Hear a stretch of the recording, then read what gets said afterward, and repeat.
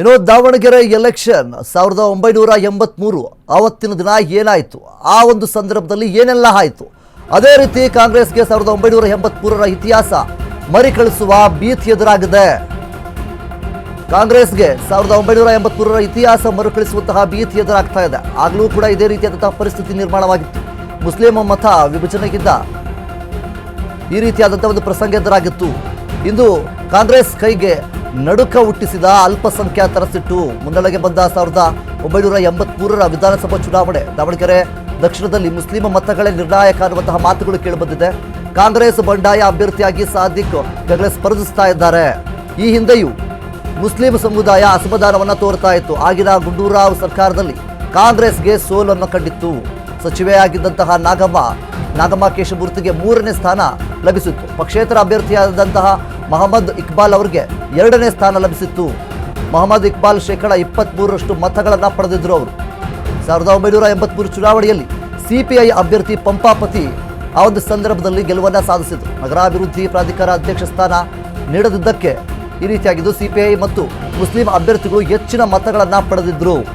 ಅದೇ ಇತಿಹಾಸ ಮರುಕಳಿಸಬಹುದೇ ಎನ್ನುವಂತಹ ಆತಂಕ ಎದುರಾಗ್ತಾ ಇದೆ. ಈ ಬಾರಿ ಕಾಂಗ್ರೆಸ್ನಿಂದ ಸಾದಿಕ್ ಪೈಲ್ವಾನ್ ಬಂಡಾಯ ಎದ್ದಿರುವಂಥದ್ದು. ಉಪಕರಣದಲ್ಲಿ ಮುಸ್ಲಿಮ್ಸ್ ಅಭ್ಯರ್ಥಿಗಳು ಹೆಚ್ಚಾಗ್ತಾ ಇದ್ದಾರೆ. ಮುಖ್ಯವಾಗಿ ಕಾಂಗ್ರೆಸ್ಗೆ ಇದೀಗ ಕಾಡ್ತಾ ಇದೆ 1983ರ ಭೀತಿ ಎದುರಾಗ್ತಾ ಇದ್ದೇನೆ ಅಂತಾನೆ ಹೇಳ್ಬೋದು. ಒಂದು ಕಡೆ ಈ ಹಿಂದೆ 1983ರಲ್ಲಿ ಇದೇ ರೀತಿಯಾದಂತಹ ಒಂದು ಪರಿಸ್ಥಿತಿ ನಿರ್ಮಾಣವಾಗಿತ್ತು. ಆಗಲೂ ಸಹಿತ ಏನು ಕಾಂಗ್ರೆಸ್ ಪಕ್ಷದಲ್ಲಿ ಒಂದಿಷ್ಟು ಬಿರುಕುಗಳು, ಒಂದಿಷ್ಟು ಅಸಮಾಧಾನಗಳು, ಮುಸ್ಲಿಮರಾಗಿರ್ಬೋದು, ಸಿಪಿಐ ಅಭ್ಯರ್ಥಿಗಳಾಗಿರ್ಬೋದು, ಎಲ್ಲರೂ ಕೂಡ ಒಂದಿಷ್ಟು ಬಿರುಕುಗಳಿಂದಾಗಿ ಕಾಂಗ್ರೆಸ್ಗೆ ವಿರುದ್ಧವಾಗಿ ಸಿಪಿಐ ಅಭ್ಯರ್ಥಿಯಾಗಿರ್ಬೋದು, ಮುಸ್ಲಿಮರಾಗಿರ್ಬೋದು ಅಸಮಾಧಾನವನ್ನು ತೋರಿಸಿ 1983ರಲ್ಲಿ ಇದೇ ರೀತಿಯಾದಂಥ ಒಂದು ಪರಿಸ್ಥಿತಿ ಸಿಚುವೇಶನ್ ನಿರ್ಮಾಣವಾಗಿತ್ತು. ಆ ಒಂದು ಸಂದರ್ಭದಲ್ಲಿ ಸಿಪಿಐ ಅಭ್ಯರ್ಥಿ ಪಂಪಾಪತಿಯವರು ಗೆಲುವನ್ನು ಸಾಧಿಸ್ತಾರೆ. ಆಗ ಕಾಂಗ್ರೆಸ್ ಸೋಲನ್ನು ಕಂಡಿರುತ್ತೆ. ಸೊ ಅದೇ ರೀತಿಯಾದಂತಹ ಪರಿಸ್ಥಿತಿ, ಅದೇ ರೀತಿಯಾದಂತಹ ಸಿಚುವೇಶನ್ ಈಗ ನಿರ್ಮಾಣವಾಗಿದೆ. ಅದಕ್ಕೋಸ್ಕರ ಕಾಂಗ್ರೆಸ್ಗೆ 1983ರ ಭೀತಿ ಎದುರಾಗ್ತಾ ಇದೆ. ಆ ಒಂದು ಅದೇ ರೀತಿಯಾದಂತಹ ಪ್ರಸಂಗ ಈಗ ಎದುರಾಗ್ತಾ ಇರುವಂಥದ್ದು. ಅದರ ಒಂದು ನಿಟ್ಟಿನಲ್ಲಿ ಈಗ ಮುಸ್ಲಿಂ ಅಭ್ಯರ್ಥಿ ಆಗಿರುವಂತಹ ಸಾದಿಕ್ ಪೈಲ್ವಾನ್ ಅವರು ಏನು ಈಗಾಗಲೇ ಬಂಡಾಯ ಎದ್ದಿದ್ದಾರೆ. ಮುಖ್ಯವಾಗಿ ಕಾಂಗ್ರೆಸ್ನ ಖಂಡಿತವಾಗ್ಲೂ ನಾವು ಸೋಲಿಸ್ತೀವಿ ಅನ್ನುವಂಥ ನಿಟ್ಟಿನಲ್ಲಿ ಪಟ್ಟನ್ನು ಕೂಡ ಹಿಡಿದಿದ್ದಾರೆ ಒಂದಿಷ್ಟು ಮುಸ್ಲಿಂ ಸಮುದಾಯದವರು. ಸೊ ಈಗಿರಬೇಕಾದ್ರೆ ಇದು BJPಗೂ ಕೂಡ ಪ್ಲಸ್ ಪಾಯಿಂಟ್ ಆದರೂ ಆಗ್ಬೋದು. ಯಾಕೆಂತಂದರೆ ಕಾಂಗ್ರೆಸ್ಸು ಇಲ್ಲಿ ಮುಖ್ಯವಾಗಿ ಯಾರ್ಯಾರಿಗೆಲ್ಲ ಇಲ್ಲಿ ಮತಗಳು ಏನು ಹೋಗ್ತಾ ಇರುತ್ತೆ, ಮತ ವಿಭಜನೆಯಿಂದಾಗಿ ಮತ ಹಂಚಿ ಹೋಗುವಂಥ ಒಂದು ಕಾರಣದಿಂದಾಗಿ ಯಾರು ಗೆಲ್ತಾರೆ ಅಂತ ಹೇಳೋದಕ್ಕೂ ಆಗೋದಿಲ್ಲ. ಆ ರೀತಿಯಾದಂತಹ ಸಿಚುವೇಶನ್ ಇಲ್ಲಿ ನಿರ್ಮಾಣವಾಗಿರುವಂಥದ್ದು. ಒಂದು ಕಡೆ ಸಮರ್ಥ್ ಅವರು, ಇನ್ನೊಂದು ಕಡೆ ಸಾದಿಕ್ ಪೈಲ್ವಾನ್ ಅವರು, ಇನ್ನೊಂದು ಕಡೆ ಈ ರೀತಿಯಾದಂತಹ ಏನು ಸಿಚುವೇಶನ್ ನಿರ್ಮಾಣವಾಗಿದೆ. ಇದೇ ರೀತಿಯಾದಂತಹ ಸಿಚುವೇಶನ್ 1983ರಲ್ಲೂ ಸಹ ನಿರ್ಮಾಣವಾಗಿತ್ತು.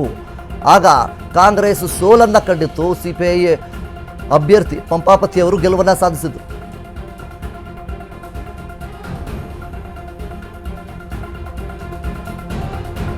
ಇನ್ನು ದಾವಣಗೆರೆ ಎಲೆಕ್ಷನ್ 1983ರ ಆ ಒಂದು ಪರಿಸ್ಥಿತಿ ನಿರ್ಮಾಣವಾಗಿದೆ. ಇದು ಕಾಂಗ್ರೆಸ್ನವರಿಗೆ ಒಂದು ಭೀತಿ ಎದುರಾಗ್ತಾ ಇದೆ. ಈ ರೀತಿಯಾದಂತಹ ಏನು ಮತ್ತೊಮ್ಮೆ 1983ರಲ್ಲಿ ಪರಿಸ್ಥಿತಿ ಏನು ನಿರ್ಮಾಣವಾಗಿತ್ತು, ಅದೇ ರೀತಿಯಾದಂತಹ ಪರಿಸ್ಥಿತಿ ಈಗ ನಿರ್ಮಾಣವಾಗಿದೆ. ಆಗ ಕಾಂಗ್ರೆಸ್ ಸೋಲನ್ನು ಕಂಡಿತ್ತು. ಈಗಲೂ ಕೂಡ ಅದೇ ಆಗಬಹುದಾ ಅನ್ನುವಂಥ ನಿಟ್ಟಿನಲ್ಲಿ ಅವರು ಕೂಡ ಭಯಭೀತರಾಗಿದ್ದಾರೆ. ಬರೀ 15 ದಿನಗಳಲ್ಲಿ ಸಕ್ಕರೆ ಕಾಯಿಲೆನ ಕಂಟ್ರೋಲ್ ತರಲಿಕ್ಕೆ ದಿವ್ಯಾಮೃತದಂತೆ ಕೆಲಸ ಮಾಡುತ್ತೆ ಮೆಹಾಟೋನ್. ಕಹಿ ಇಲ್ಲ, ಒಗರಿಲ್ಲ, ಅಥವಾ ಇದರಲ್ಲಿ ರುಚಿ ಇಲ್ದಿರತಕ್ಕಂಥದ್ದಿಲ್ಲ.